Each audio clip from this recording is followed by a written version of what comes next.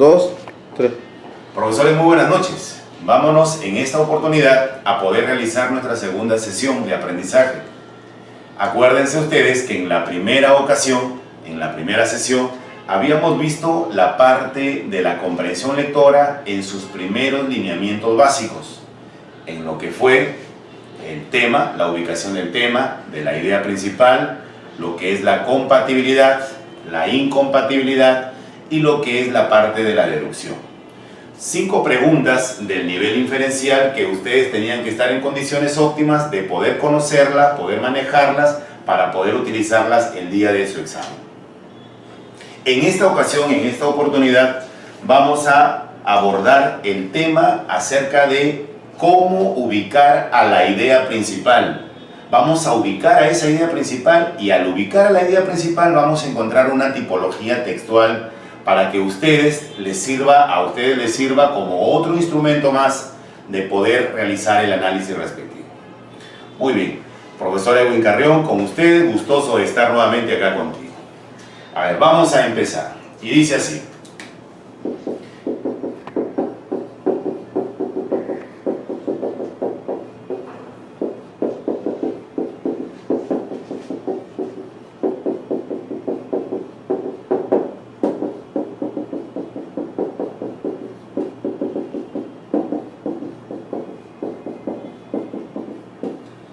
Este es nuestro título para el día de hoy.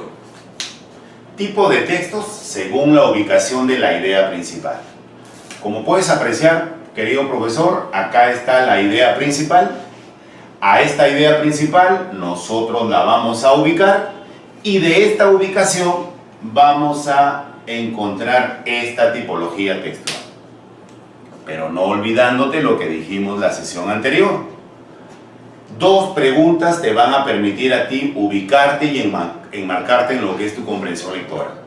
1, lo que es la parte del tema, esa famosa pregunta. A ver, acuérdate, profesor, ¿qué pregunta hacíamos nosotros para poder encontrar el tema? Así es, ¿de qué trata el texto? No olvides, la pregunta ¿de qué trata el texto? Nos va a servir o te va a servir a ti para que puedas encontrar y puedas determinar el tema. Ahora, ¿por qué era importante el tema? Formaba parte de la idea principal. Estaba inmersa en la idea principal. Y para la idea principal había que hacer otra pregunta. ¿Qué dicen del tema?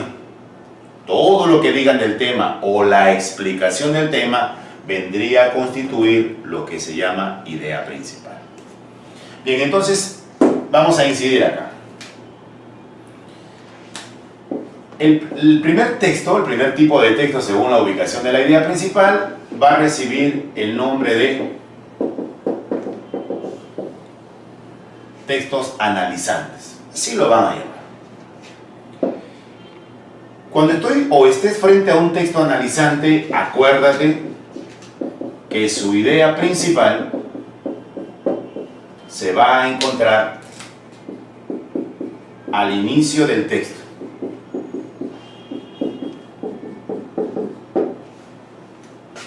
En los textos analizantes, profe, la idea principal está al inicio o al comienzo del texto. O sea, son aquellos textos generalmente argumentativos donde su tesis o su idea principal va a aparecer al comienzo. Mira, o sea, tú lees y la primera oración que te encuentres, esa va a ser la idea principal. Ahora, ¿cómo saber a ciencia cierta que estoy frente a una idea principal? Por lo que viene después, profe. Si al comienzo aparece mi idea principal, ¿sabes lo que va a aparecer al final? Al final te vas a encontrar tú con una explicación. Ahora tú dirás, ¿explicación a quién? ¿O explicación de quién?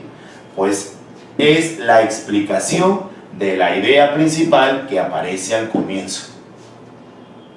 La explicación viene posteriormente, profe. Es como tú te vas a dar cuenta.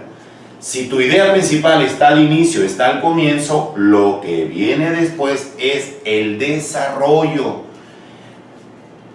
Lees a tu idea principal y luego todo lo que viene posterior va a desarrollar cada uno de los puntos que constituyen a tu idea principal. Tu idea principal al comienzo y la explicación viene en todos los párrafos posteriores, explicándote cada uno de los puntos. Entonces, de esa manera tú te vas a dar cuenta que estás frente a un texto analizante.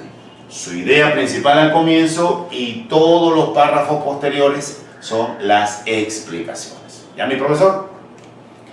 Ahora, ¿con qué otro nombre conocen al texto analizante? Los van a llamar textos deductivos. Ahora, ¿por qué lo van a llamar deductivos? Acuérdate tú del método deductivo. A ver, profesor, ¿qué decía el método deductivo? Recuerda. Así es, el método deductivo es aquel que mencionaba que iba de lo general a lo particular.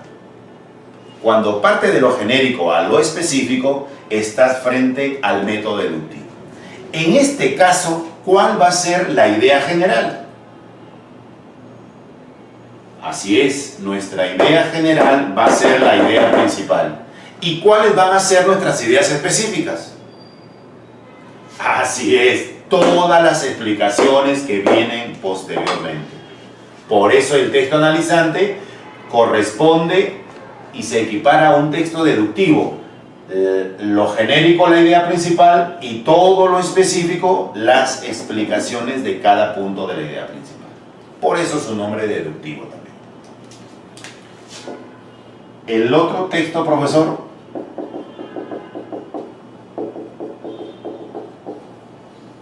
son los textos sintetizantes. Todo lo contrario de este analizante. Este sintetizante, ¿sabe, profe? Tiene su idea principal ya no al comienzo, ya no al inicio del texto. Ahora sabes dónde va a estar. Al final del texto. Se va a encontrar al último, profe. El último párrafo, profesor, va a contener a esa idea principal. Va a tener a esa oración que encierre a la idea principal. Está al final del texto. Entonces, ¿qué cosa te va a decir tu lógica?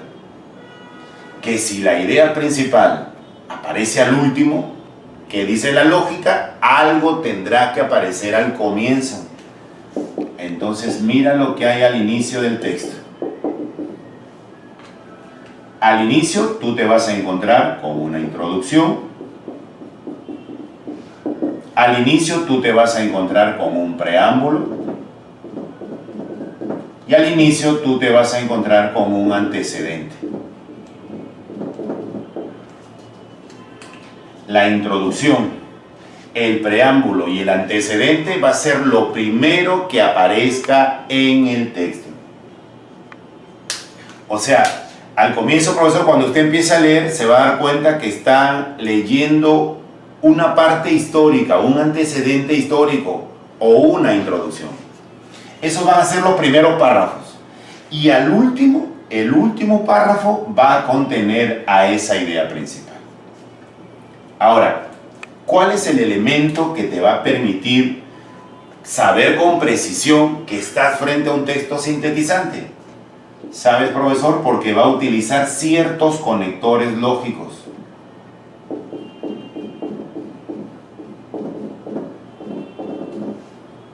Mira qué conector lógico vas a utilizar.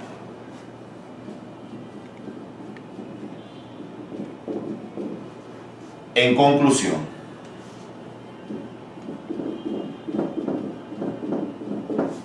en síntesis,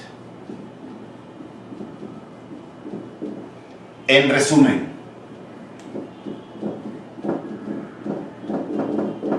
por lo tanto,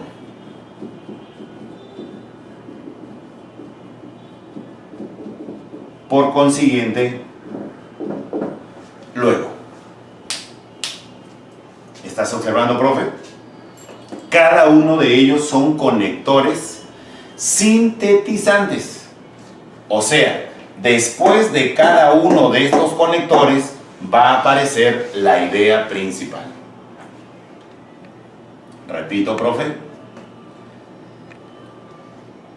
Al comienzo, el preámbulo, una pequeña introducción, un pequeño antecedente histórico. Tu último párrafo está encabezado por uno o cualquiera de estos conectores lógicos sintetizantes. Y al final, o después de estos conectores, aparece esta idea principal. Entonces, así es el esquema, o así se presentan los textos sintetizantes. Usted se va a tener que dar cuenta al momento de su proceso lector, cuando lo primero usted vea que no le suena idea principal el comienzo, siga leyendo, siga leyendo, siga leyendo, y en el último párrafo, ahí va a encontrar esto. Cualquiera de estas palabras, o profesor, un sinónimo que sea algo de síntesis, que a usted le signifique que es una síntesis de todo lo que se habló al comienzo. Ahora, a los textos sintetizantes, profe, también los van a conocer como textos inductivos. Si los primeros eran deductivos, ¿qué le queda al sintetizante? Ser inductivo. Ahora, ¿y por qué se llamará inductivo? Precisamente porque responde a las características del método inductivo. ¿Y qué decía el método inductivo? Aquel que partía de lo particular y terminaba en lo general. Eso decía el método inductivo. Entonces, para nosotros, ¿qué cosa va a ser lo particular? Pues precisamente la introducción, el preámbulo, el antecedente. Va a ser lo particular, va a ser lo singular. ¿Y cuál va a ser lo general? Pues la idea principal que va a estar al último del texto. Al inicio, introducción, preámbulo, antecedente, lo particular, y lo genérico, la idea principal que va a estar al último del texto, al final. Entonces, acá tenemos a estos dos textos que te van a servir a ti al momento de abordar una lectura. Lees al comienzo tu idea principal, todo lo que viene, explicación. Lees y dices tú, esto no suena a idea principal, sigues leyendo, estás ahora sintiendo de que es un preámbulo, una introducción, lees, y al final te van a dar a tu idea principal. ¿De acuerdo, profe? Muy bien, entonces puedes observar allí, trata de tomarle nota, o hazle una foto, no sé, lo que puedas hacer en tu computador, pero esta pequeña teoría la necesitas tener, la necesitas conocer. De repente no aprenderte los nombres, no es necesario, eso no te van a preguntar en el examen, pero lo que ustedes sí tienen que saber son las estructuras. Al comienzo, idea, luego explicación. Introducción al comienzo, la idea al final. Muy bien, entonces vámonos a borrar por acá, profe. Borro esta parte. Después vamos a tener una práctica ya, que ya han colgado allí en el aula virtual de Jean Piaget. Ya está colgado todo el material para que tú lo puedas desarrollar con tranquilidad. Yo en esta oportunidad te voy a tener que guiar en algunas cosas, pero lo otro lo vas a tener que hacer tú, profe. Y usted lo tiene que hacer para que pueda practicar y pueda tener la seguridad y pueda utilizar y aplicar estos conocimientos. Esa es la intención. Bueno, profe, el texto 3, el tipo de texto 3, recibe el nombre de textos centrados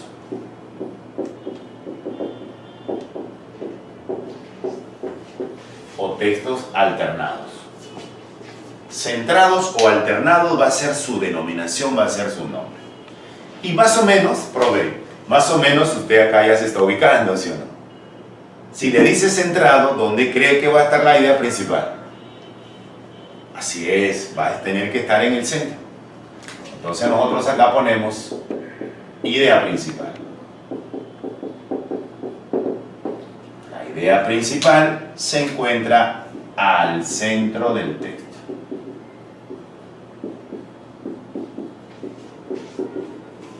Como es centrado, está al centro del texto. Ahora, ¿qué le ordena su lógica? Que si la idea principal aparece al centro, se supone que algo debe haber al comienzo y se supone que algo debe haber al final. ¿No es así? La lógica es así. Entonces decimos que al inicio tenemos una introducción, un preámbulo, un antecedente.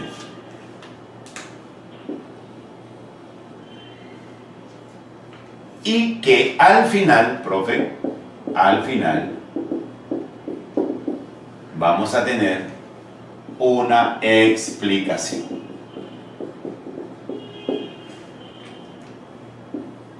Explicación.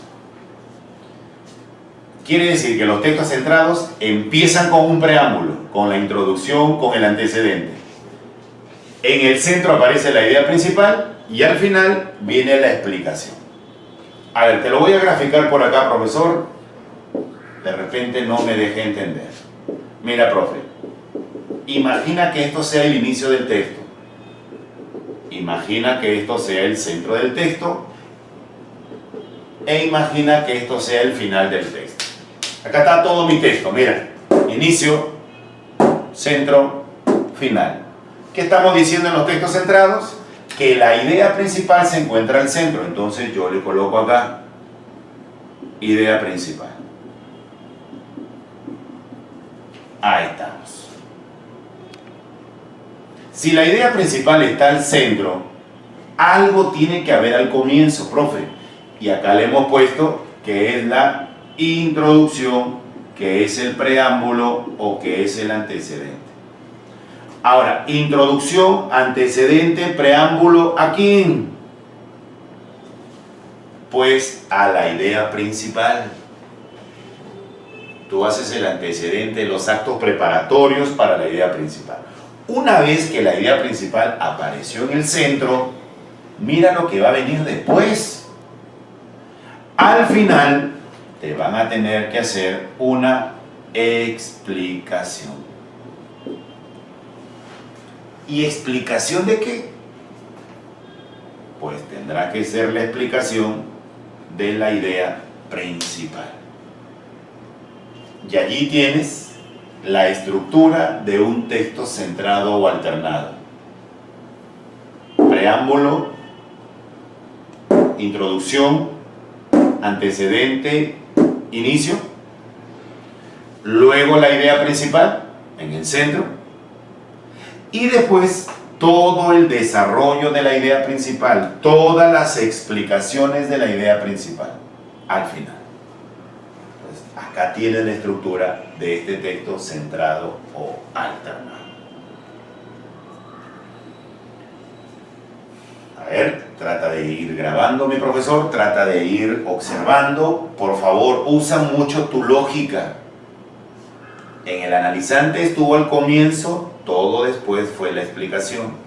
En el sintetizante la idea estuvo al final, lo primero fue introducción. Y miren lo que hace el alternado centrado ahora. Profe, si usted está observando y está manejando su lógica, puede observar que el centrado es la unión del analizante con el sintetizante, ¿o no? ¿O no? Miren, voy a tapar acá, profe. ¿Recuerdas cómo se llamaba aquel texto cuya idea principal estaba al comienzo? Analizante, ¿sí o no? ¿Y qué tenía el analizante después? La explicación. Ahora voy a tapar por acá. ¿Recuerdas cómo se llamaba aquel texto cuya idea principal estaba al final? Sintetizante, ¿sí o no? ¿Y qué tenía el sintetizante al comienzo? La introducción. O sea, el centrado, unión de analizante con sintetizante. Ahí lo tienes. Bien, vámonos entonces al cuarto tipo de texto. Ya sabes La teoría es importante, profesor, porque te va a permitir, va a ser tu luminaria, va a ser tu luz, va a ser tu guía al momento de ingresar en un texto. Si usted no maneja teoría, profe, va a ser lo que usted siempre ha hecho en sus exámenes. A leer, a leer, a leer, a perderse en el camino, a hundirse en los párrafos, y al momento de responder, bueno, vas a persignarte. Lo que hacían los demás profesores de acá del presencial, decían, profe, yo me persino y digo, Virgen María, dame puntería y marco allí la respuesta correcta. Pero usted no puede hacer eso. Usted va a ser director de institución educativa, usted va a ser especialista. Entonces necesita tener y contar con una muy buena base teórica. Y para eso fue creada Jean Piaget, para darte ese sustento teórico, ese marco teórico importante para poder abordar cualquier situación. Y no solamente para los textos de exámenes, profesor. Lo que estamos haciendo ahorita es para cualquier tipo de lectura, para que usted se pueda ubicar al respecto. El siguiente texto, profesor, recibe el nombre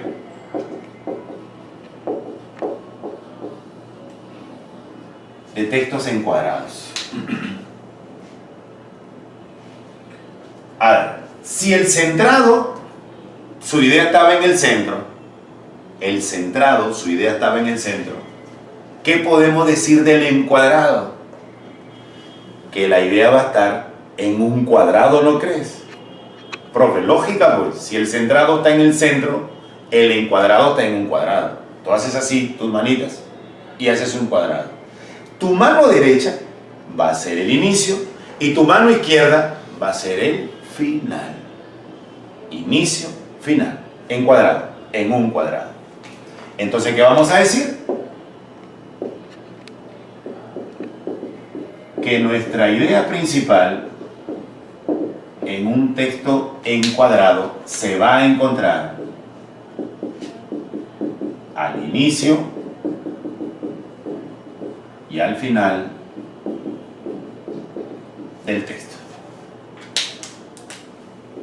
Inicio y final. Texto encuadrado.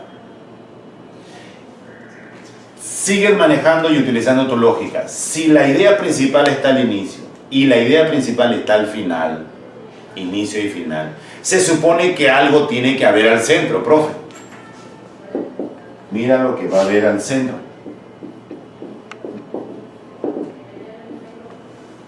Al centro va a haber una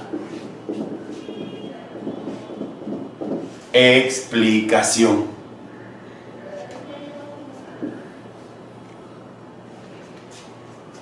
Idea principal al comienzo, explicación al centro, idea principal al final. Te lo grafico, profesor, no se preocupe usted. De repente no me deja entender. A veces ocurre eso. Profe, no entiendo, me dicen los profesores. Vamos a graficarle entonces. Con gráficos nos vamos a entender todos acá. Este es un texto, profesor. Asumamos que esto sea el inicio del texto. Asumamos que esto sea el final del texto. ¿Qué hemos dicho en el texto encuadrado? Que al inicio está la idea principal y que al final también va a encontrar usted a la idea principal.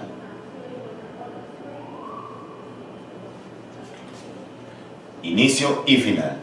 ¿Y qué cosa había al centro, profesor? Ajá, una explicación.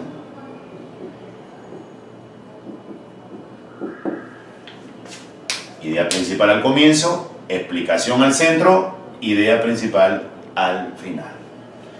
Ahora, algunos de ustedes, los que están ahí en sus casas, estarán pensando que son dos ideas principales. A ver, ¿qué dice tu lógica, profe? ¿Crees tú que sean dos ideas principales? No, ¿verdad?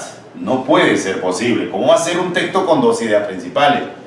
Lo que pasa, profesor, en el texto encuadrado, que la idea principal se presenta al comienzo, luego te explican y al final te refuerzan a la idea principal. Esta idea principal del último es solo un reforzamiento de la idea principal del comienzo. Pero ojo, mira, profesor, necesita aparecer con las mismas o con otras palabras, pero siempre hablando de lo mismo. Profe, lo que aparezca al comienzo y lo que aparezca al final tendrá que estar con las mismas palabras, tendrá que ser igualita a estas dos, o puede estar con otras palabras, pero hablando siempre de lo mismo. La misma idea del comienzo, la misma idea al final. Y al centro una explicación. Bien, eso fue el texto encuadrado, en un cuadrado. Inicio, final. Al centro de explicación. Texto centrado, tú dices al toque, en el centro. Y si tu idea está en el centro, pues lo primero es el preámbulo y lo final es la explicación. Entonces, con esa lógica característica tuya, vas a tener que poder abordar a este tipo de textos. Bueno, y vámonos a este último tipo de texto. Ya encontré que mis analizantes estaban al comienzo. Ya encontré que mis sintetizantes estaban al final. Me acabo de encontrar con los centrados que está en el centro. Acabo de abordar los encuadrados que está en un cuadrado, inicio final. ¿Qué cosa nos queda, profe? Nos queda este texto, mira, profesor.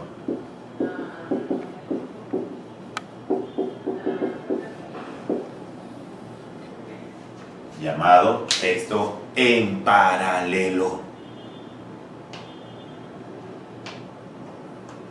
Seguimos con la lógica. Paralelo. ¿De dónde viene la palabra paralelo? Pues de líneas paralelas. Profe, ¿y qué son líneas paralelas? Claro, líneas que tienen el mismo sentido. Líneas que jamás se van a cruzar, ¿no es así? Yo te pregunto, profesor, cuando hay dos líneas paralelas, ¿cuál será la más importante? Así es, las dos. Y si hay cuatro paralelas, ¿cuál será la más importante? Las cuatro. Muy bien.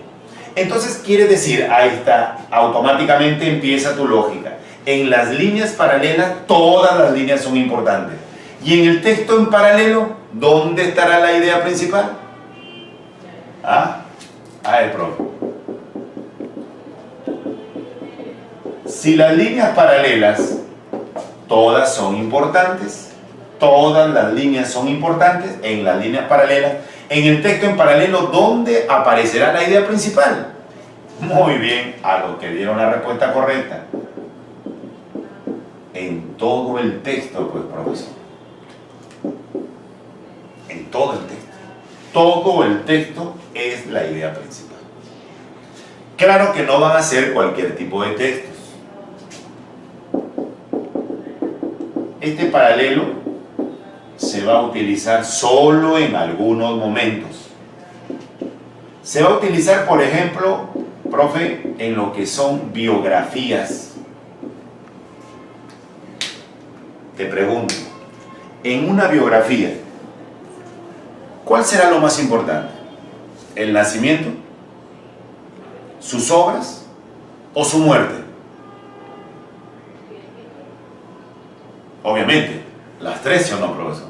No va a decir, no, lo más importante fue su nacimiento, que y sus obras no. Ya, entonces lo más importante fueron sus obras, que y su muerte y su nacimiento no.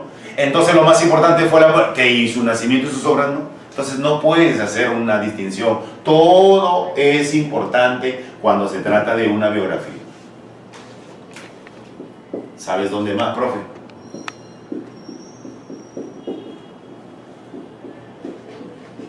En las descripciones.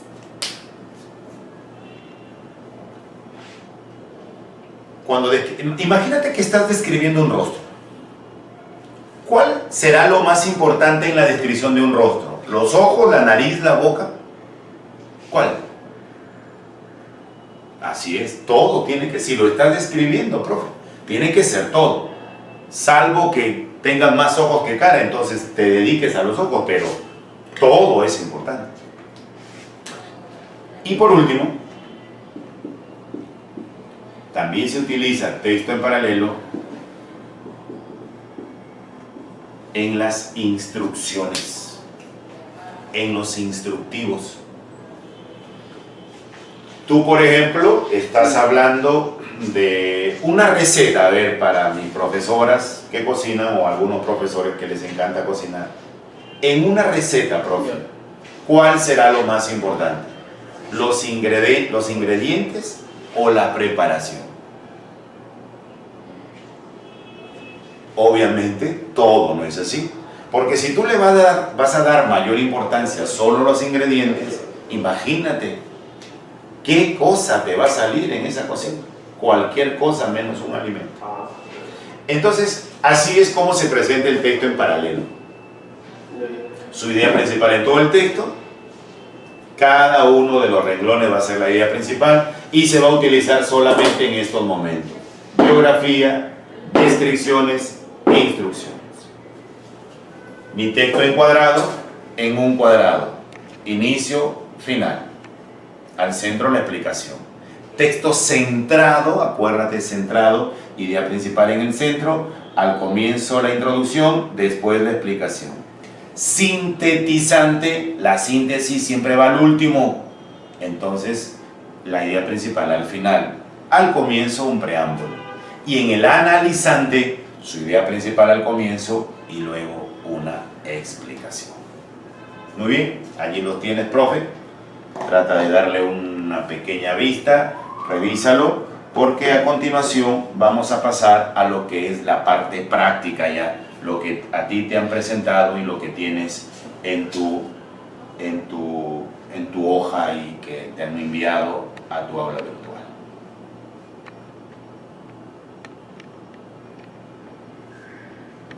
2, 3. Bien, profesores, ahora sí, ya tienes ahí, me imagino habrás descargado tú del aula virtual, de tus documentos, la práctica correspondiente al día de hoy.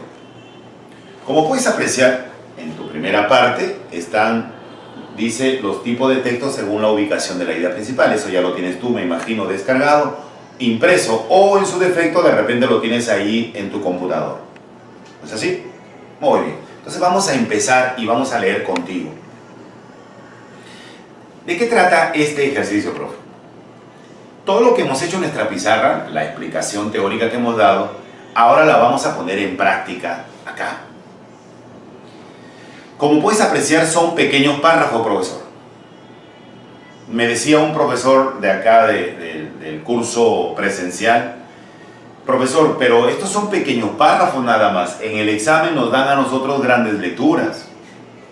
Claro, pero otro profesor me ayudó felizmente ese día y me dijo, una lectura extensa es simplemente la suma de párrafos. Entonces, lo que vamos a hacer nosotros es tratar de analizar cada párrafo. Mira, si tú puedes analizar cada párrafo, estarás en condiciones, profesor, créalo, de poder abordar toda una lectura. O lo que les decía a ellos, ya pues, que todos estos párrafos hayan constituido una sola lectura. Si acaso lo quieres ver como un todo, ya. Ahí tienes una lectura de una página, para que no lo veas como párrafos. Mi intención, por eso que son los actos preparatorios, es tratar en lo posible de ejercitarte en la ubicación de los párrafos, en la determinación de los párrafos, dónde es que está la idea en cada párrafo. Si es un párrafo de introducción, si es un párrafo de idea principal o es un párrafo de explicación. Esa es la idea hoy, profesor. Nuestra sesión posterior vamos a hablar de unos referentes textuales, otro elemento más de juicio que te va a permitir a ti servir como instrumento, como una herramienta para el momento de tu proceso lector. Entonces, vámonos, profesor. Texto número 1. Dice así: los ingenieros de la Edad Media idearon ingeniosas formas para conseguir aumentar la estabilidad y la resistencia de la estructura de las catedrales. Entre las más importantes está el uso de los llamados arbotantes, arcos que se apoyan en los muros de la catedral y en pilares situados a sus lados. Este recurso permitía descargar el peso de los muros y de la cubierta y repartirlo entre los propios muros y los pilares.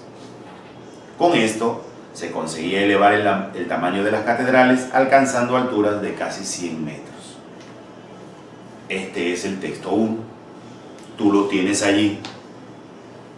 A ver, mi profesor, yo quisiera primero, antes de que tú me ubiques a la idea principal o me digas de qué están hablando, hay algunas palabritas que necesitamos manejarlas. Dijimos también en la sesión anterior, la base de la comprensión lectora es el conocimiento y el manejo de los significados de las palabras. La idea, la noción y el concepto de las palabras, tú las tienes que manejar. Por ejemplo, acá yo encuentro palabritas como pilares. ¿Qué cosa significa pilar o pilares? Son los pilares, dice, de una institución, o son los pilares, en este caso, de una catedral. Los pilares, te debes acordar, es la base, es el fundamento y es el sustento. Son como las columnas, pues, profe. Por eso ustedes son los pilares de su familia, la columna vertebral de su familia, el soporte de la familia. Claro, después de repente me estarás preguntando tú qué son arbotantes, pero el mismo texto te dice lo que son. Los arbotantes, acá en el mismo texto, son arcos que se apoyan en los muros de la catedral. Esos son arbotantes. Bien, ahora sí, me vas a tener que decir, profe, ¿dónde está la idea principal? Y para encontrar la idea principal solamente te tienes que hacer la pregunta de qué trata el texto.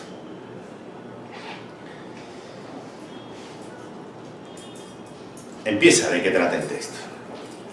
Bien, algunos me dirán de los ingenieros, otros me estarán diciendo de la Edad Media, otros me dirán incluso de las catedrales, mira. Claro, tú vas a decir, pero profe, ¿cómo sabes? ¿Acaso nos conoces o eres un hacker que estás en nuestra computadora? No, profesor. Lo que pasa es que este texto se les ha presentado a los profesores del ciclo presencial y ellos también tienen las mismas respuestas. Ingenieros, Edad Media, catedrales. Entonces, cuando empiezan a divagar, yo les pregunto, ya, profesores, díganme, ¿dónde es que está su idea principal? Y todos también, como ustedes me imagino, me van a decir que la idea principal está al comienzo. Los ingenieros de la Edad Media idearon ingeniosas formas para conseguir aumentar la estabilidad y la resistencia de la estructura de las catedrales. Todo eso, profe, tiene que subrayar usted. Subrayalo. Allí, en esa oración, ahí está la idea principal. Ahora, si está al comienzo, me acuerdo yo, si estaba al comienzo, ese texto se llamaba analizante. Perfecto. Y me acuerdo la estructura del analizante. Idea principal al comienzo y luego ¿qué venía? Así es la explicación. Mira, profe, léelo ahí en tu texto. Mira cómo empieza la explicación. Entre las más importantes está, yo te pregunto, entre las más importantes ¿qué? ¿Ingenieros? ¿Edad Media? ¿Catedrales? Ninguna de ellas, ¿no es así? ¿Sabes de qué cosa habla el texto? De las ingeniosas formas, lo que aparece al comienzo. Así que de toda esa oración que tú has encontrado, donde veas y ubiques las palabras ingeniosas formas, enciérran en un círculo, profe. De eso hablan, ese es el tema. Y por eso que cuando te empiezan a explicar entre las más importantes ingeniosas formas, está el uso de los llamados arbotantes. Entonces, para el texto número 1, el tipo de texto, en la parte inferior le vas a poner analizante. ¿Y de qué habló? De las ingeniosas formas que inventaron los ingenieros de la Edad Media para darle resistencia a las catedrales. Ahora sí, recién cobra sentido el texto y la expresión. Muy bien. Texto número 2. A ver, vámonos a darle lectura al texto número 2. Tú ya lo tienes impreso o lo tienes ahí en tu computador y dice así. El mouse es un instrumento que manejamos continuamente cuando estamos utilizando una computadora, ya sea para escribir y dar formato a un texto, para dibujar o incluso para jugar. Y requiere una postura concreta de la mano durante bastante tiempo, que si no es la correcta, puede ocasionarnos malestares y algunos graves problemas de salud. Por eso es necesario adoptar la posición correcta cuando se coge y maneja el mouse. Ahí está el párrafo 2, ahí está el texto 2. Lo que tenemos que hacer es tratar de determinar de qué trata el texto, de qué habló el texto. Claro, ya seguro lo ubicaste. Habla sobre el mouse. Muy bien, profesor. Pero acá vienen los problemas. Determinar dónde está la idea principal y darle el nombre al texto. Algunos de ustedes, me imagino, por la experiencia en el ciclo presencial, algunos de ustedes seguro que está diciendo, está en todo el texto. Entonces ya se arriesgaron a decir que es un paralelo. Otros dicen, no, está al comienzo. Eso es un analizante. Otros están diciendo, no, está al centro. Y otros avisoran que se encuentra al final. Bueno, de hecho que hablan del mouse. Cuando dice que el mouse es un instrumento que manejamos continuamente cuando estamos utilizando una computadora, ya sea para escribir y dar formato a un texto, para dibujar o incluso para jugar, profesor, sea sincero, ¿cree usted que eso suena a idea principal? No, mira, profe. ¿Sabes a qué suena eso? Suena a un preámbulo, suena a una introducción. Y requiere una postura concreta de la mano durante bastante tiempo, que si no es la correcta, puede ocasionarnos malestar y algunos graves problemas de salud. Profe, mire lo que está al último. Por eso es necesario adoptar la posición correcta cuando se coge y maneja el mouse. O sea, ¿cuál fue la idea principal? La posición correcta del uso del mouse. Y eso está al último, profe. Desde la palabra por eso es necesario adoptar la posición correcta cuando se coge y maneja el mouse. Así que usted subraye toda esa última parte. Vamos a subrayar. Por eso es necesario adoptar la posición correcta cuando se coge y maneja el mouse. Y sabes, profe, donde dice la palabra por eso, enciérrala en un círculo. Esa palabra por eso es un conector sintetizante. ¿Te acuerdas lo que habíamos escrito nosotros en la pizarra? En conclusión, en síntesis, en resumen, por lo tanto, por consiguiente, luego. Acá tienes otro, mira, por eso. Así que hablan sobre la posición correcta en el uso y el manejo del mouse. Como está al final, entonces ya dijiste tú con precisión que ese texto es o se llama sintetizante.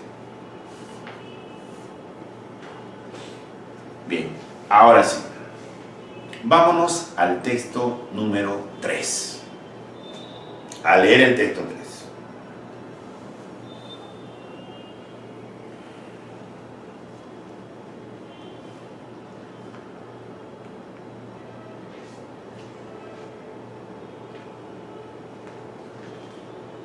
Bien, dice así: las armas y los instrumentos de guerra no generan poder, sino violencia y sometimiento. Si creemos que en democracia el poder reside en todos los ciudadanos y ciudadanas dispuestos a la acción y la concertación, tenemos entonces que cuestionar aquella vieja consideración de la guerra como la continuación de la política por otros medios. De otra manera, seguiremos reforzando aquella tesis equivocada de que el poder nace del fusil, cuando es solo violencia y sumisión lo que produce el uso de las armas. Ya está leído el texto, ya sabes la pregunta de cajón, la de siempre: ¿de qué trata el texto? Con eso yo encuentro a mi tema, y mi tema me va a conllevar a la ubicación de la idea principal.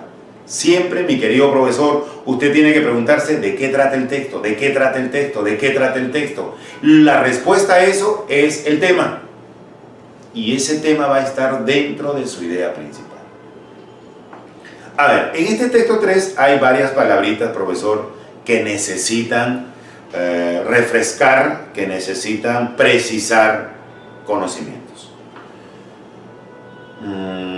Por ejemplo, dice concertación. Si creemos que en democracia el poder reside en todos los ciudadanos y ciudadanas dispuestos a la acción y la concertación. Entonces, vamos a precisar lo que es concertación. A ver, ¿para ti qué es concertación, profe? Muy bien. Eso es concertar. Unir, convenir, acordar, concordar. Ponerse de acuerdo. Lo que estamos haciendo nosotros. Concertando en una idea. Tenemos entonces que cuestionar aquella vieja consideración. Cuestionar. ¿Qué idea tienes acerca de lo que significa cuestionar? Ten cuidado. Te digo ten cuidado por lo que la experiencia. Y generalmente los profesores de inglés dicen cuestionar, es preguntar. Y yo les digo, ¿y por qué preguntar? Porque questions en inglés es pregunta. Y creen que cuestionar en castellano también es preguntar. No, profe. Cuestionar es criticar, cuestionar es llamar la atención, cuestionar es refutar, confutar. Eso es cuestionar. Es cuestionable tu actitud. Yo estoy cuestionando tu actitud, criticando tu actitud. Y luego, al final, casi en el penúltimo renglón, habla violencia y sumisión. Profe, la palabra sumisión, sumiso. Así es, demasiado obediente, casi esclavizado, casi esclavo. Ese es el sumiso, el tipo muy obediente, muy obsecuente. Ese es el sumiso. Entonces, ya hemos revisado los conceptos, ya hemos revisado las palabras. Ahora sí, yo te quiero preguntar de qué habló, de qué trata el texto.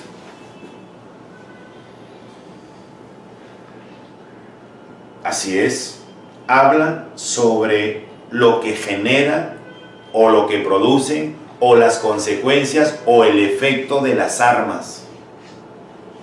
¿Y sabes dónde está la idea, profesor? Al comienzo, miren, las armas y los instrumentos de guerra no generan poder, sino violencia y sometimiento. Eso subráyalo, profesor. Vamos, subraya.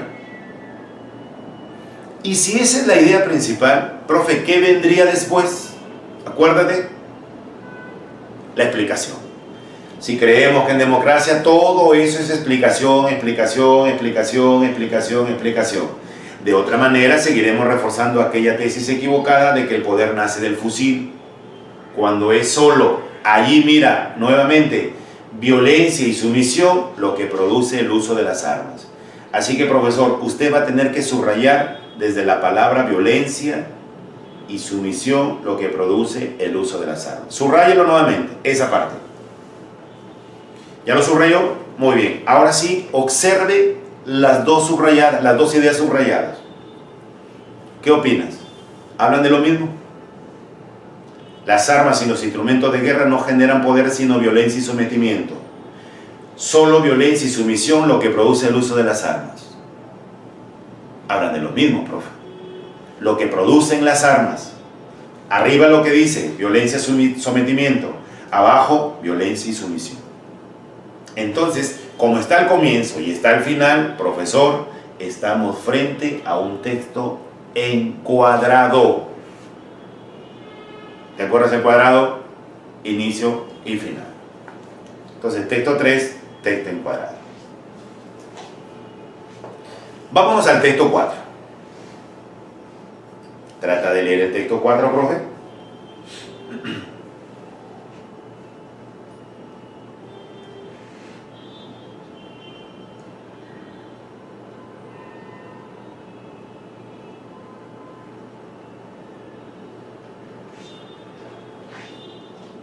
Muy bien. El texto 4 dice así: entre los depredadores del mar hay animales muy agresivos, como las barracudas y las morenas, ambos carnívoros de tamaño considerable y poseedores de fuertes dientes. Pero las fieras del océano, los grandes depredadores, son sin duda los tiburones. Los tiburones en su mayoría se alimentan de otros peces. Para ello cazan a sus presas con sus mandíbulas y mediante movimiento de su cabeza los desgarran y trocean. Ya está el texto. Vámonos a ver de qué habla el texto, de qué trata el texto. Seguro que muchos de ustedes están diciendo que hablan sobre los depredadores. Y eso sí es cierto, hablan sobre los depredadores. Pero si tú sigues leyendo analíticamente, te vas a dar cuenta que no hablan de todos los depredadores del mar, sino exclusivamente hablan sobre los tiburones. Mira, profe, si tú has querido que la idea principal vaya al comienzo, entre los depredadores del mar hay animales muy agresivos como las barracudas y las morenas, o sea, quieres que eso sea la idea principal, barracudas y morenas, ¿qué tenía que venir después? La explicación de lo que son las barracudas y lo que son las morenas, ¿sí o no? Pero observas y no hay nada de eso. Mira la segunda oración: pero las fieras del océano, los grandes depredadores, son sin duda los tiburones. Esa idea del centro, profe, trate de subrayarla. Pero las fieras del océano, los grandes depredadores, son sin duda los tiburones. Eso subrayalo. Esa es la idea principal. O sea, de lo que están hablando son acerca de los tiburones, como uno de los grandes depredadores. Y si esa es la idea que está al centro, ¿qué cosa tenía que venir después? La explicación, ¿sí o no? ¿Por qué los tiburones son uno de los grandes depredadores? Y mira la explicación. Los tiburones en su mayoría se alimentan de otros peces. Para ello cazan a sus presas con sus mandíbulas y mediante movimiento de su cabeza los desgarran y trocean. Entonces, este texto 4 tiene las tres partes. La primera, que es la introducción, la del centro, que es la idea principal, y la del final, que es la explicación. Entonces, usted subraya: pero las fieras del océano, los grandes depredadores, son sin duda los tiburones. Ya está el texto 4. Vámonos al texto número 5. Vamos, te invito a leer.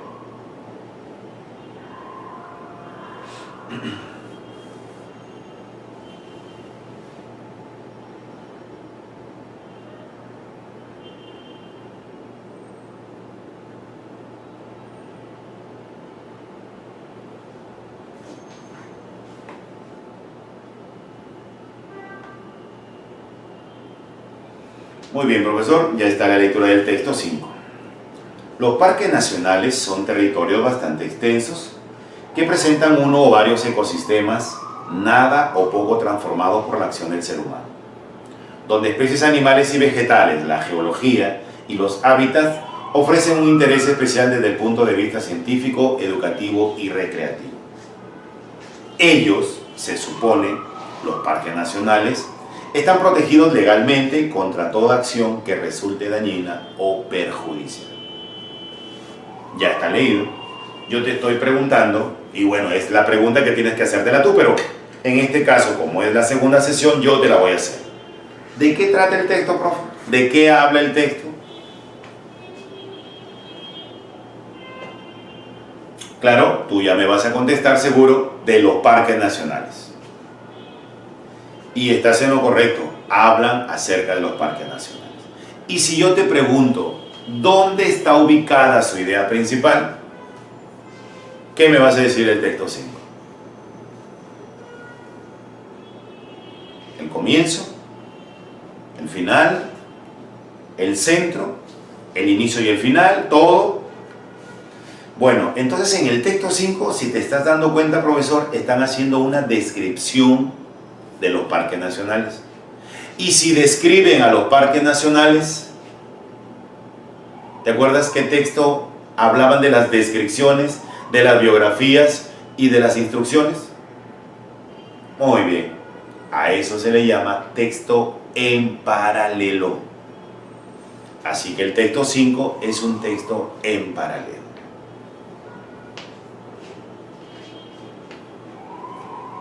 Vayamos al texto número 6. A leerlo, profe, lo invito a leer.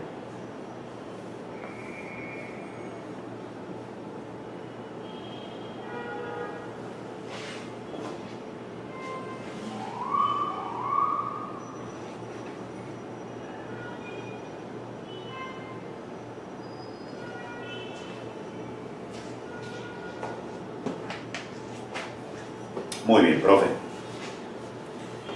Dice así el texto 6. Las prisiones, como centro de rehabilitación, cumplen funciones opuestas al objetivo de su creación. En ellas, cuando dicen ellas, las prisiones, los delincuentes aprenden y perfeccionan sus habilidades, planifican grandes asaltos, siniestros, venganzas, crueles asesinatos, etc.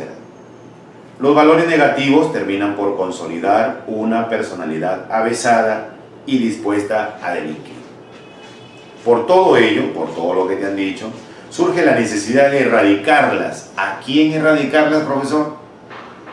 Pues a las prisiones, previa búsqueda y encuentro de la solución adecuada. Entonces, si yo te pregunto, y es lo que tú tienes que hacerte solito, ¿de qué trata el texto? ¿De qué habla el texto? Tú vas a tener que decir que hablan sobre las prisiones. Entonces, como hablan de las prisiones, esa idea, profe, se encuentra al comienzo del texto. Tú vas a tener que subrayar: las prisiones, como centro de rehabilitación, cumplen funciones opuestas al objetivo de su creación. Esa primera oración es la idea principal. ¿Cómo se llamaban? ¿Recuerdas, profe, cómo se llamaban los textos cuya idea principal estaba al comienzo? Muy bien, textos analizantes. ¿Y qué cosa venía después?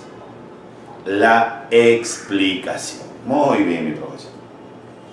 Profe, acá vamos a tratar de poder precisar, porque es cuestión de precisión, de algunos conceptos. Por ejemplo, nos hemos encontrado, dice, los valores negativos terminan por consolidar una personalidad avesada. Profe, ¿qué idea tiene usted de lo que significa avesado o avesada? ¿Qué es avesado, profe? Siempre hemos escuchado ese término, ¿sí o no? Avesado. Uy, ese tipo es un avesado. ¿Qué idea tiene usted, profesor?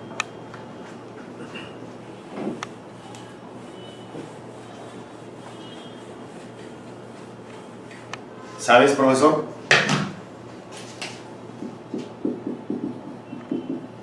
Hay muchas personas que confunden el término avesado con el término osado. Avesado lo confunden con osado. Claro, ellos dicen, como termina en ado, por eso lo consideran igual, pero no, miren, se han equivocado. ¿Y sabe quién se ha encargado de malograr el cerebro de la gente? Los medios de comunicación. ¿Recuerdas cuando dice capturan a un avesado delincuente? Y colocan ahí en la foto el delincuente y ponen ahí todas las armas que le encontraron. Metralletas, pistolas, revólver, cuchillas, granadas. Y dicen, ¿no? Ah, el avesado es un tipo, es un delincuente, es un maldito, es un criminal, es un asesino. Nada, profesor. Avesado, profe, significa habituado nada más. Está habituado, todos los días hace lo mismo. Un avesado delincuente es aquel que empezó a delinquir desde pequeño. O sea, es un tipo habituado, es un tipo experto ya, es un tipo experimentado, ya se le ha hecho un hábito el estar delinquiendo. Habituado, experto, incluso hasta perito, profe.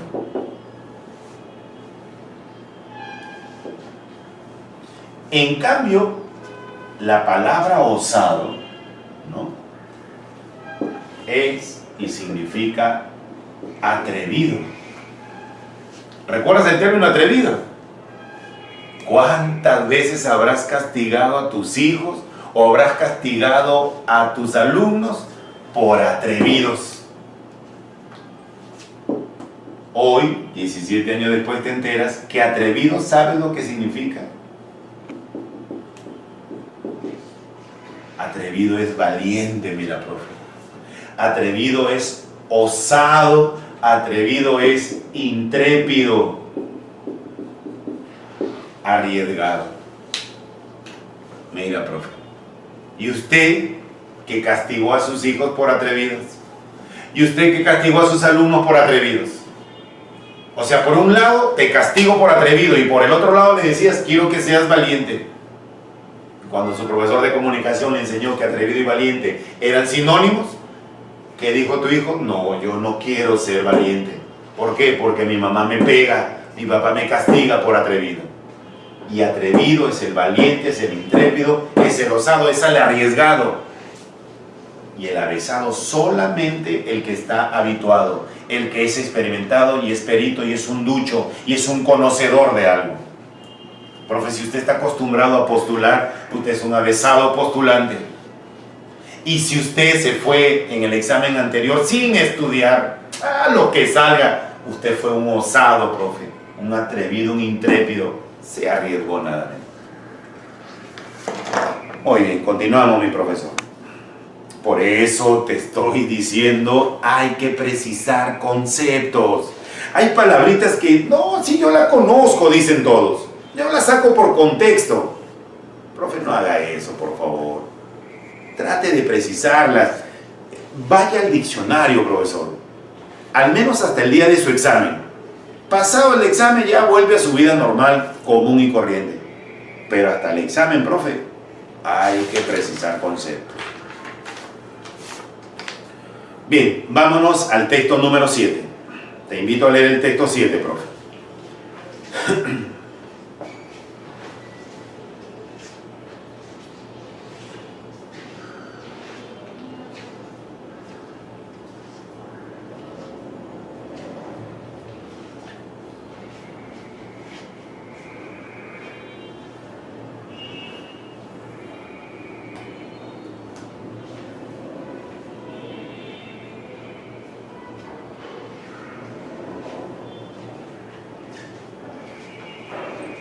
Entonces, la pregunta de siempre, ¿de qué habló? ¿De qué trata el texto? Y acá vamos a decir, es casi evidente, ¿no? Trata acerca de lo que es la abstracción. Y si te pedimos, ¿dónde está ubicada la idea? ¿Qué me vas a decir? Muy bien, que la idea está al final. Podemos destacar un elemento haciendo abstracción de otros. Mira, profe, esa primera oración no suena a idea, ¿no crees? Podemos destacar un elemento haciendo abstracción de otro. ¿Suena a idea principal eso? No suena a idea principal. Entonces tú dices, ahí no está la idea principal, ese no es texto analizante, eso no puede ser texto encuadrado tampoco, ni tampoco puede ser texto en paralelo. ¿Qué te queda? Tú vas eliminando, ¿no? No es analizante, no es encuadrado, no es paralelo. Entonces, o te queda sintetizante o te queda centrado, nada más. Podemos destacar un elemento haciendo abstracción de otros. Desde Aristóteles, mira cómo empieza el texto, ¿ah? Desde Aristóteles. ¿A qué suena Aristóteles, profesor? Antiguo, antecedente, introducción. Este procedimiento, llamado abstracción, adquirió un significado filosófico preciso. Dicho método, la abstracción, implicaba para él, Aristóteles, separar con la mente alguna cosa de otra y destacarla, la cosa, adecuadamente. La abstracción puede ser definida en consecuencia, para mi profe que ya se dieron cuenta, como un concepto filosófico que implica la realización de una operación intelectual que lleva a aislar un determinado elemento, excluyendo otros, se supone elementos, que puedan encontrarse relacionados con él, se supone con el elemento. ¿Ya? Como puedes apreciar, profe, acá aparecen palabras que nos hacen referencia a otras, mira. Eso se llaman referentes textuales. Y esa va a ser la clase tercera que vamos a tener. Necesitamos manejar referentes textuales. ¿Por qué razón? Porque los escritores son obligados a utilizar referentes. El que no usa referentes textuales, profe, cae en ese vicio de lenguaje llamado redundancia, mira. Mira cuántos referentes textuales desde el comienzo.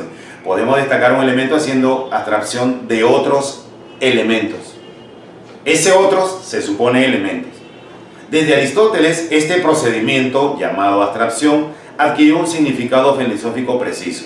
Dicho método, ya no te dice otra vez abstracción porque estaría redundando, implicaba para él, ya no dice Aristóteles porque estaría redundando, separar con la mente alguna cosa de otra y destacarla a la cosa adecuadamente.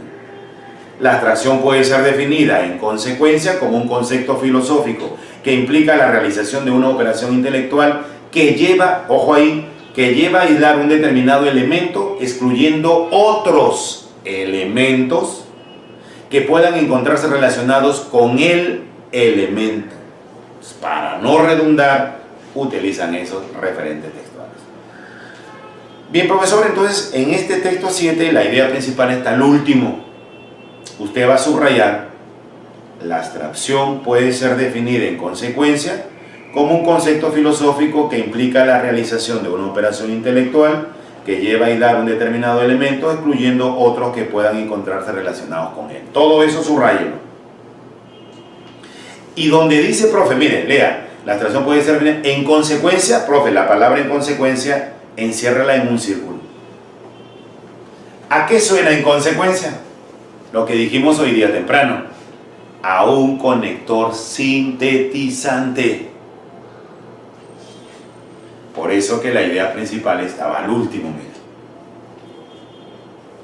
¿Ya? Subrayaste todo. Y la palabra en consecuencia encerrada en un círculo. Sintetizante. Vamos al texto 8, profe. A leer el texto 8.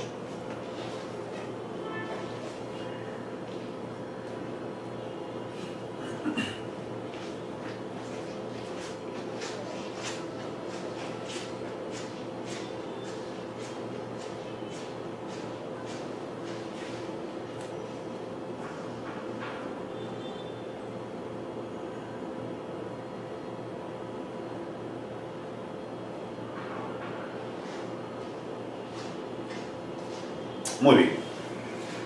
Ya leído el texto 8, decimos: Clarice Lispector, 1926-1977, era de origen judío y nació en Ucrania. A los pocos meses de nacida, trasladó con sus padres a Brasil. Su primera novela, Cerca del Corazón Salvaje, escrita mientras estudiaba en la Facultad de Derecho, recibió el premio Graja Arana. A esta obra le siguieron varias publicaciones que atrajeron el interés de la crítica brasileña, que sitúa al Inspector, junto con Guimarães Rosa, en el centro de la narrativa de vanguardia brasileña. Entre sus pocas obras traducidas al español se encuentra La Pasión según G.H., considerada por la crítica como su obra más lograda.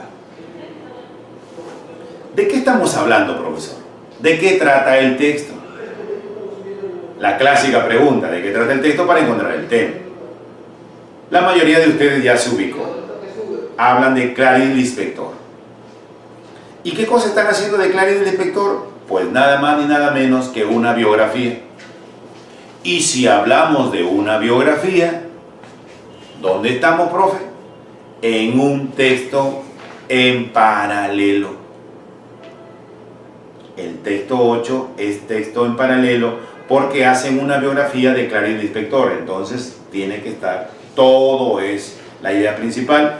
Usted ya no lo va a subrayar todo, obviamente, simplemente coloca al costado derecho o el izquierdo una línea vertical. Con eso va a indicar que todo es importante. En el texto 8 solamente resaltar, profesor, una palabrita. La palabra casi está en el penúltimo renglón. Dice: sitúa al Inspector junto con Guimarães Rosa en el centro de la narrativa de vanguardia brasileña. La palabra vanguardia, profesor, se utiliza en el campo militar. Los soldados de vanguardia, los soldados de retaguardia, se utilizan en las boutiques, en las modas, una moda de vanguardia. En literatura, pues obviamente el vanguardismo, ¿no? Entonces, profe, vanguardia es lo que está adelante. Los soldados de vanguardia eran los soldados que iban adelante siempre del batallón. Las modas de vanguardia es la boutique o la tienda que siempre está un paso adelante de las demás. Te trae lo último de la moda, adelante. Y el vanguardismo era todo lo que se encontraba adelantado para su época en literatura. Entonces, texto 8 en paralelo. Texto 9, profe. Vámonos a leer el texto 9.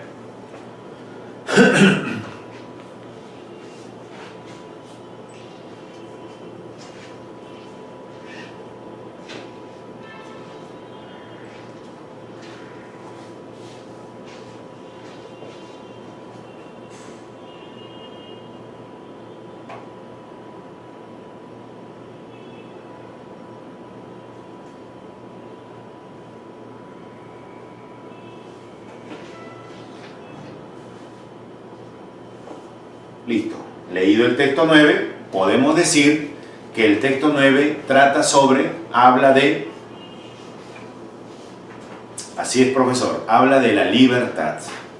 Ahora, ¿me puede decir dónde está la idea principal?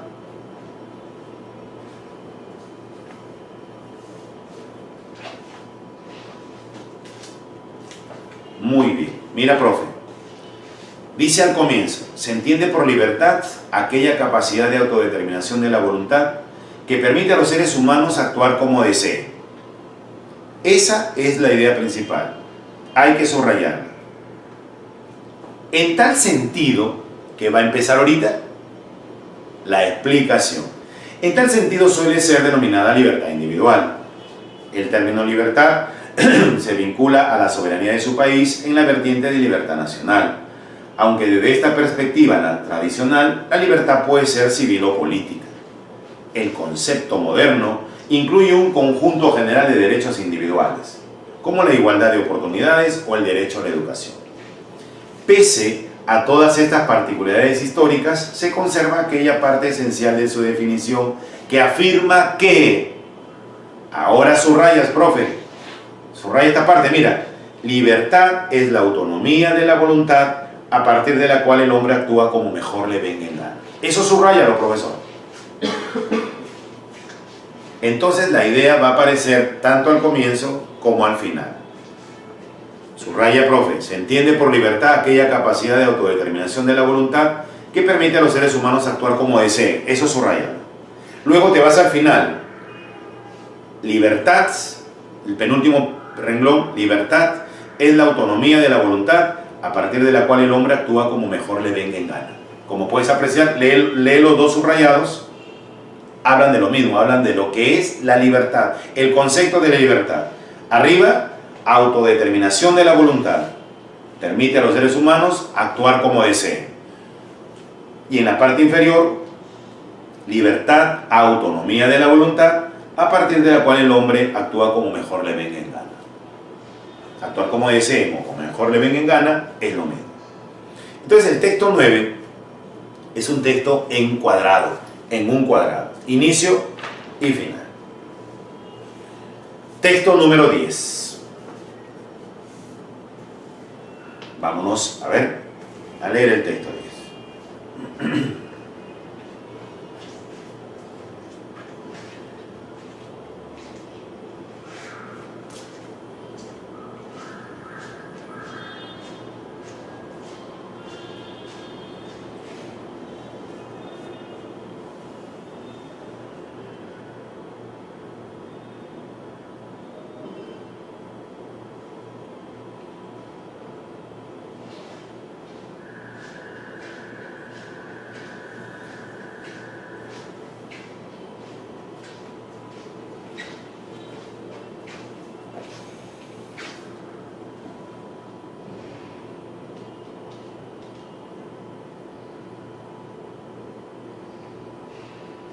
Muy bien. A ver, ¿de qué habla el texto 10, profe? Ten cuidado, porque ahora mira cómo cometiste un pequeño error. Si tú eres de los profesores que me va a decir que hablan de los primeros medios de transporte, ya cometiste un error. No, pero hablan, claro, ahí dice los primeros medios de transporte. Los primeros medios de transporte de mercancías y personas fueron los animales como el caballo y el buey, y también las canoas para navegar por los ríos. Si tú quieres, profesor, que eso sea la idea principal, todo lo que viene después, caballo, buey y canoa, tendría que ser explicado. Pero no hay nada, profe. Ni de canoas, ni de caballos, ni de bueyes. Pronto se inventó el trineo, que podía atarse a uno o dos animales para que estos lo arrastraran. Así se podían llevar cargas mayores. Si quieres que la idea sea el trineo, tampoco lo va a poder ser, porque después no hay ninguna explicación que hable sobre el trineo. Entonces, ¿qué está haciendo esto? Simplemente es un párrafo introductorio nada más. Pero el invento que revolucionó el transporte terrestre en la antigüedad fue la rueda. O sea, en el texto 10 hablan de la rueda como uno de los primeros medios de transporte de mercancías. Así que usted subraya pero el invento que revolucionó el transporte terrestre en la antigüedad fue la rueda. Todo eso subráyelo. Esa es la idea principal. ¿Qué tiene que venir? Ahora tiene que venir la explicación. Mira cómo empieza la explicación. Sabemos que esta apareció hace unos 5.500 años aproximadamente en algún lugar de Oriente Medio. ¿Quién es esta, profe? Pues la rueda. Empiezan a explicarla. Las primeras, escucha, ruedas comenzaron a utilizarse en Mesopotamia. Hablan de las ruedas. Eran de madera y de una sola pieza. Profe, ¿quiénes eran de madera y de una sola pieza? Pues las ruedas.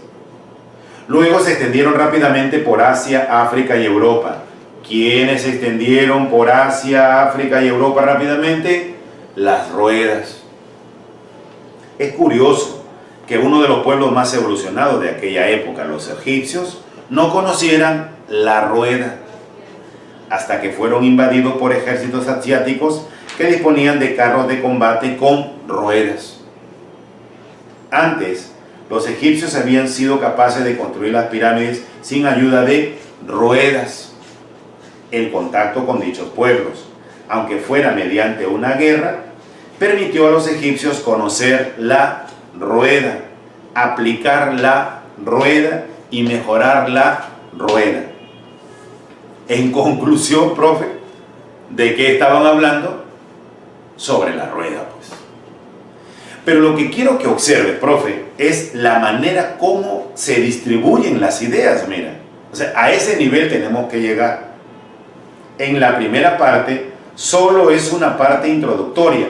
Los primeros medios de transporte de mercancías. Los primeros medios. ¿A qué suenan los primeros medios, profesor? Pues suena a un preámbulo, suena a una introducción, un antecedente, profesor. Los primeros medios de transporte hace mucho tiempo atrás. Pero el invento que revolucionó el transporte terrestre en la antigüedad fue la rueda. Eso, ahí estaba nuestra idea principal. Y luego ya empieza a utilizar los referentes textuales para hacer alusión a la rueda. Entonces, como puedes apreciar, profe, quiero que aprecies algo por acá. Observa, ¿sabes qué, profesor? El texto 4, y ahora el texto 10. Observa el texto 4 y el texto 10 y dime en qué se parecen, profe. ¿Sabes en qué se parecen? En el uso de un conector. Pero yo te voy a dar otros, más sin tilde, sino, junto, aún sin tilde,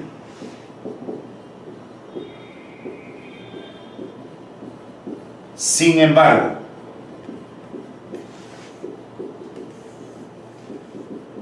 no obstante. Profesor, estas palabritas se llaman conectores lógicos. Estas son las famosas conjunciones adversativas. Claro, esto es una cuestión de los profesores de comunicación nada más. Tú dirás, ya, y yo que no soy de comunicación, ¿para qué me sirve a mí? ¿Sabes para qué te sirve, profe? Después de la palabra pero, más, sino, aún, sin embargo, no obstante, después de estos conectores adversativos, siempre viene algo importante. Después de la palabra pero, siempre viene algo importante. No te digo viene la... Profe, escúchame bien. No te digo viene la idea principal. Lo que te estoy mencionando es que aparece algo importante. Después de cada conjunción adversativa, después de cada conector adversativo, siempre se resalta una idea importante. ¿Ya, profesor? Entonces, estos 10 primeros textos han sido para ejercitarnos. Ahora vamos a ingresar en lo que es la parte de la comprensión lectora. Muy bien, profesores, ahora sí, continuamos nosotros con lo que es la decodificación de textos. Ya hemos practicado en nuestros párrafos, ya te hemos fortalecido. Yo, bueno, virtualmente siento, después de 10 párrafos, después de 10 textos, que ya tienes más o menos un buen nivel. Ahora vamos a ingresar en lo que es este texto número 1. Ya lo leíste porque tú lo tienes ahí impreso o en su defecto lo tienes en tu pantalla. Se cuenta que en la China antigua un príncipe estaba próximo a ser coronado emperador, pero de acuerdo con la ley debía casarse antes de la ceremonia. El príncipe decidió hacer un concurso entre las muchachas de la corte para ver quién sería digna de su propuesta. Al día siguiente anunció que recibiría en una celebración especial a todas las pretendientes y lanzaría un desafío. Una anciana que servía en el palacio escuchó los comentarios sobre los preparativos y sintió una leve tristeza porque sabía que su joven nieta tenía un profundo sentimiento de amor por el príncipe. Al llegar a la casa y contarle el plan del príncipe, se asombró de saber que ella quería ir a la celebración. Sin poder creerlo, le preguntó: «Hija mía, ¿qué vas a hacer? Todas las muchachas más bellas y prósperas de la corte estarán allí. sácate esa idea insensata de la cabeza. Sé que debes estar sufriendo, pero no hagas que el sufrimiento se vuelva locura. Y la nieta respondió, no, querida abuela, no estoy sufriendo y tampoco estoy loca. Yo sé que jamás seré escogida, pero será mi oportunidad de estar por lo menos algunos momentos cerca del príncipe. Esto me hará feliz. Llegada la noche, la joven llegó al palacio. Allí estaban todas las muchachas más bellas, con las más hermosas prendas, las más lindas joyas y las más determinadas intenciones de ganarse el favor del príncipe. El joven príncipe anunció el desafío. Daré a cada una de ustedes una semilla. Aquella que me traiga la flor más bella dentro de 6 meses será escogida por mí como mi esposa y futura emperatriz de China. El tiempo pasó y la dulce joven, aunque no tenía muchas habilidades en las artes de la jardinería, cuidaba con mucha paciencia y ternura de su semilla. Pasaron 3 meses y nada brotaba. La joven intentó todos los métodos que conocía, pero resultaron infructuosos. Cada día veía más lejos su sueño, pero su amor era aún más profundo. Al finalizar los 6 meses, nada había brotado. No obstante, consciente de su esfuerzo y dedicación, pero sin posibilidades de ganar, la muchacha le comunicó a su abuela que regresaría al palacio en la fecha y horas acordadas, solo para estar cerca del príncipe por unos momentos. A la hora señalada, ella estaba allí con su jarro lleno de tierra y sin flores, feliz por ver el hermoso rostro de su amado. Todas las otras pretendientes llevaban en sus macetas flores en las más variadas formas y colores. El príncipe observó a cada una de las pretendientes con mucho cuidado y atención. Después de verlas a todas, una a una, anunció su conclusión. Aquella bella joven con su tarro sin flores sería su futura esposa. Todos los presentes emitieron un gesto de sorpresa. Como nadie entendía por qué razón el príncipe había escogido justamente a la chica que no había presentado ninguna flor, explicó. Esta joven, dijo el soberano, cultivó una flor que la hace digna de convertirse en emperatriz, la flor de la honestidad. Todas las semillas que entregué eran estériles. Muy bien, profes. Entonces, vámonos con el análisis. Esta lectura tiene una parte, una anécdota, ¿no? Una parte anecdótica. Cuando tú tengas que ver de qué trata el texto, por favor, no vayas a decir que trata de un príncipe que quiere casarse. No me vayas a tampoco decir que trata de una señorita o una jovencita que estaba enamorada del príncipe, o que el príncipe les entregó semillas a sus pretendientes. Profe, eso forma parte de la anécdota. Usted tiene que separar la parte anecdótica del tema, mira, porque en esta anécdota se está tratando sobre un tema. Entonces, ese tema es lo que tenemos nosotros que resaltar. Como puedes apreciar al comienzo, era la introducción, ¿no?, de la pequeña historia. Nos dice que él quiere casarse, parte de la anécdota, y en la parte final nos está dando realmente de lo que trata el texto. El texto resalta la honestidad de esta pretendiente. Y además resalta el gran valor del amor que ella tenía por este príncipe, ¿no? Entonces, lo que podemos decir de qué trata el texto, pues de la honestidad y el amor. Entonces, en la número 1, profe, usted ya encontró la respuesta correcta. El tema del texto es la honestidad y el amor. Alternativa B de bueno. No olvides, profesor, por favor, no me cansaré en estas sesiones que tenemos, que el tema va a formar parte de la idea principal, que el tema va a estar dentro de la idea principal, que el tema forma parte de la idea principal. Entonces, como ya encontramos el tema, que es la honestidad y el amor, mira lo que nos piden en la pregunta 2, la idea principal del texto. Y la idea principal del texto va a ser La alternativa C. Muy bien, profe. La honestidad y el amor siempre están unidos. Alternativa C. Ya sabes, el tema solo era una frase, el tema solo era un sujeto, mientras que la idea principal, que es la explicación del tema, está formada y constituida por una oración gramatical. Entonces, la honestidad y el amor siempre están unidos. Ahí está la oración. Idea compatible. ¿Qué cosa era lo compatible? ¿Recuerdas la sesión anterior?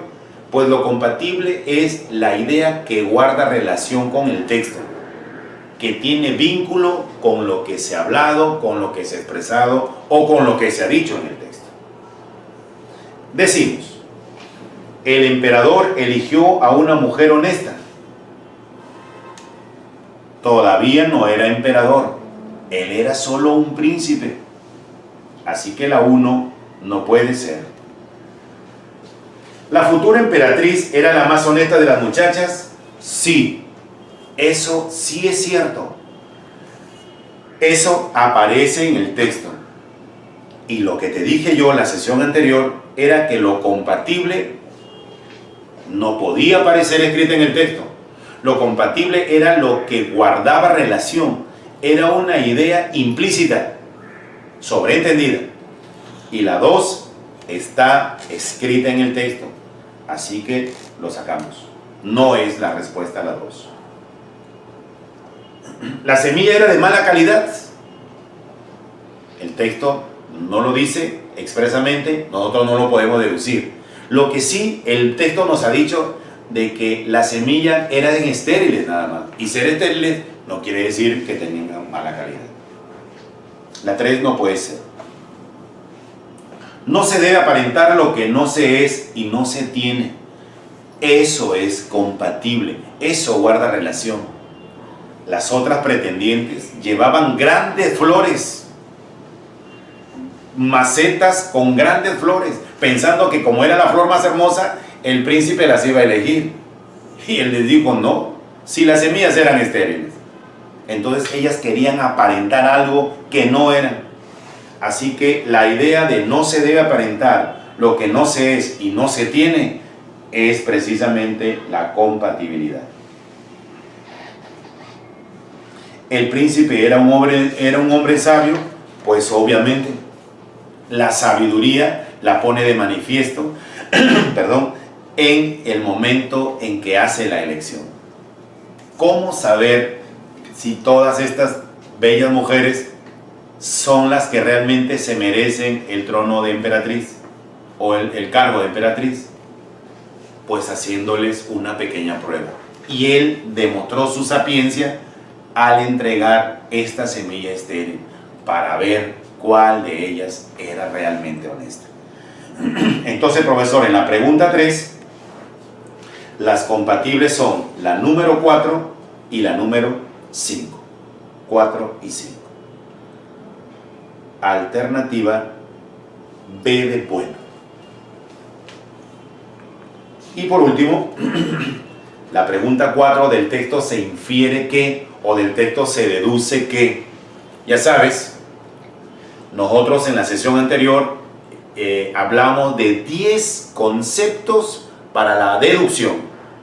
Del texto se deduce, del texto se infiere, del texto se colige, del texto se interpreta, del texto se concluye, del texto se desprende. Era una consecuencia lógica, era una idea tácita, una idea sobreentendida y una idea implícita. Profesor, en la sesión anterior ya hemos dado los 10 conceptos. Acá nos preguntan, del texto se infiere. ¿Qué vamos a escoger como la respuesta correcta? ¿Qué vamos a deducir? La alternativa A, que en China los emperadores no pueden ser célibes. Ahora, ¿quién pudo contestar esta pregunta? Primero, el que maneja preguntas de interpretación, preguntas de inferencia. Y segundo, el que sabía qué significaba la palabra célibe. Célibe, profesor, es soltero, célibe es puro, célibe es casto. Entonces la respuesta a la pregunta 4 es la alternativa A. Muy bien, mis queridos profesores, ha sido todo un gusto y todo un placer estar en esta noche con cada uno para poder abordar el tema número 2, importantísimo también, acerca de lo que era la ubicación de la idea principal. Es necesario seguir reforzando la idea principal para poder tener mayor prestancia y mayor performance a la hora de poder hacer nuestra comprensión lectora. Los otros textos que tienes allí es para que tú pongas en práctica. Por favor, ya que estás allí en tu ordenador, trata de quedarte unos minutos más. Allí ya los amigos de Jean Piaget te han presentado en el aula virtual las otras lecturas con sus claves correctas. Por favor, trata de comparar y cotejar. Pero lo más importante, profe, practica. Practica continuamente, practica diariamente para que el día de tu examen estés en óptimas condiciones de poder rendirlo. No me queda más que desearte una muy buena noche. Gracias por tu presencia, gracias por tu resistencia. Desde Chiclayo, capital de la amistad, Lambayeque, una región con alma de guerrero, se despide tu querido profesor Edwin Carrión. Hasta una próxima oportunidad.